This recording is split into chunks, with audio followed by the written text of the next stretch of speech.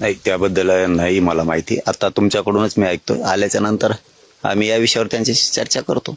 कोण आहेत काय आहेत आपल्याला काय माहित नाही, पण असं कोणी कोणाला धमक्या द्यायची गरज नाही. आपल्यामध्ये क्षमता आहे, पण आता ते नेमक्या दिल्यात कुणी, ते कोण आहेत, कोणाचे आहेत का, त्यांचं वैयक्तिक राजकीय काही आहे का, आपण कशा आपण त्या विषयावर माहितीच नसल्यावर कसं बोलायचं.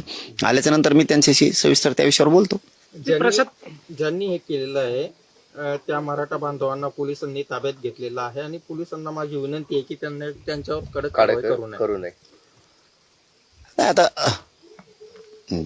मला ते मॅटर समजू दे, कोण आहे काय आहे, कशामुळे दिलंय. त्यांचं जर म्हणणं असेल कारवाई करू नये तर चांगलं आहे. उलट मोठे मन दाखवलं त्यांनी समाजाच्या लेकराविषयी. परंतु अशी पण माहिती मला की कोण त्यांनी पण अर्ज पण दिलेले जणू. तेच मीडियात त्या दिवशी बोलत होते की मला धमक्या दिल्यात आणि देवेंद्र भारती साहेबांना मी अर्ज दिलेत. म्हणजे एकीकडून असं पण माया पण समाजावरती दाखवतायत आणि एकीकडून गुन्हा पण दाखल करण्याची प्रक्रिया करतायत, असं पण एकूण दिसतंय. परंतु ते कोणी दिली का दिली, माझं तर सरळ म्हणणं असतं, आपण शांततेचं आपलं आंदोलन आहे. प्रत्येक वेळेस मी शांततेतच सांगतो. माझ्या बांधवांना सगळ्याला सांगितलेलं की आपल्यात खूप क्षमता आहे, आपण न मिळणारं आरक्षण खेचून आणू शकतो. इतकी क्षमता आणि इतकी ताकद मराठा समाजात आहे, असं कोणी करू नये.